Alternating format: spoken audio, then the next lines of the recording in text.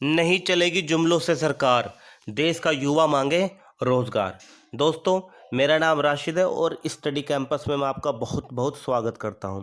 दोस्तों, जो भी मेरे यूट्यूब चैनल पर नए स्टूडेंट हो वो प्लीज़ चैनल को सब्सक्राइब कर लीजिए, बेल आइकन दबा दिए ताकि आपको ज़्यादा से ज़्यादा जानकारी मिल सके और मेरी जो वीडियो है वो आप प्ले लिस्ट में जाकर देख सकते हैं।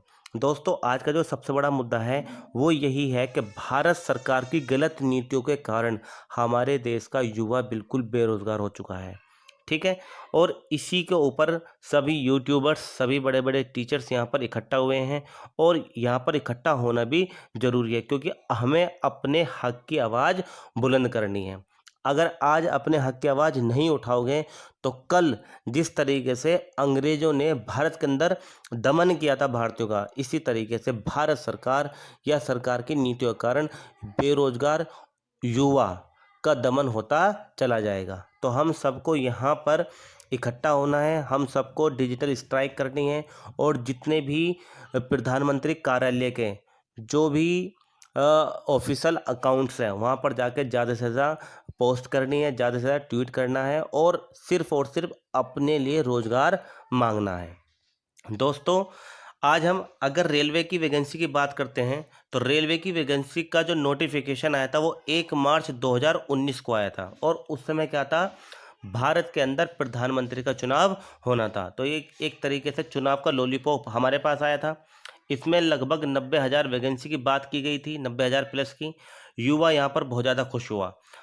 2.8 करोड़ लोगों ने रेलवे एनटीपीसी का फॉर्म भरा और जिसकी कीमत एक बच्चे की यानी कि एक फॉर्म की कीमत 500 रुपये थी। यहाँ पर रेलवे ने कहा कि हमें तो सिर्फ 100 रुपये ही चाहिए फॉर्म की फीस, बाकी 400 रुपये जब आप पेपर दोगे तो आपको रिटर्न कर दिए जाएंगे। दोस्तों, यही बात 2018 में जब रेलवे ग्रुप डी का एग्ज़ाम हुआ था तब भी बोली गई थी और 500 रुपये यहाँ पर बच्चों से वसूले गए थे, परंतु अभी तक सभी बच्चों की वहाँ पर ना तो ज्वाइनिंग हो पाई है और ना ही उनके सभी बच्चों के 400 रुपये रिटर्न किए गए हैं। दोस्तों, यहाँ पर रेलवे ने बोला 400 रुपये आपको वापस मिलेंगे। आज 500 से अधिक दिन हो गए हैं, एग्ज़ाम होना तो बहुत दूर की बात है, अभी तक रेलवे ने अपना वेंडर तक डिसाइड नहीं करा। तो एग्ज़ाम कैसा होगा?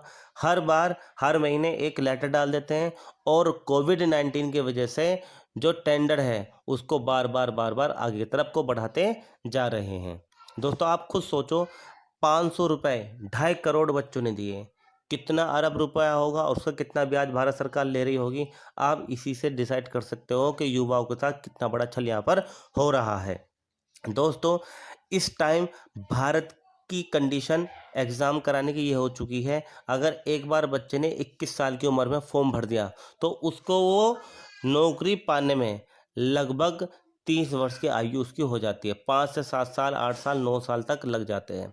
2013 में एक फॉर्म निकला था Uttar Pradesh public service commission के थ्रू जेई का, ठीक है, इरिगेशन डिपार्टमेंट में। उसका पेपर 2016 में हुआ, रिजल्ट 2020 में आया और अभी तक ज्वाइनिंग का कुछ भी पता नहीं है। आप देख लो, 7 साल हो चुके हैं। ठीक है। तो ये कंडीशन हो गई है भारत की और यहाँ पर जो युवा है वो पूर्ण रूप से बेरोजगार होकर घूम रहा है। आने वाली वैकेंसी के फॉर्म भरवा चुके हैं एनटीपीसी ग्रुप डी। यहाँ पर होता क्या है, जब भारत सरकार के ऊपर प्रेशर आता है या किसी भी गवर्नमेंट के ऊपर प्रेशर आता है तो ये लोग करते क्या हैं, बच्चों को नोटिफिकेशन थमा देते हैं और फॉर्म भरवा लेते हैं जिससे कि देश का युवा शांत पड़ा रहे।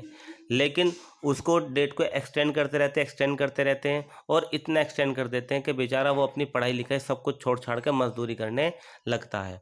दोस्तों, बहुत सारे स्टूडेंट ऐसे हैं जिसको मैं पर्सनली जानता हूँ और वो सभी स्टूडेंट जो बहुत अच्छे से पढ़ाई कर रहे थे, लेकिन इस अनप्लान्ड लॉकडाउन के कारण क्या हुआ, कोई बेचारा कोल्ड ड्रिंक की दुकान में मजदूरी कर रहा है, कोई किसी राजमिस्त्री के पास मजदूरी कर रहा है, जिन्होंने एमए बीए कर रखा है, जिन्होंने बीटेक कर रखी है, वो बेचारी 10-10 लाख रुपए की डिग्रियां लेकर उनको सरकारी नौकरी तो बहुत दूर की बात है, प्राइवेट नौकरी तक नसीब नहीं हो रही।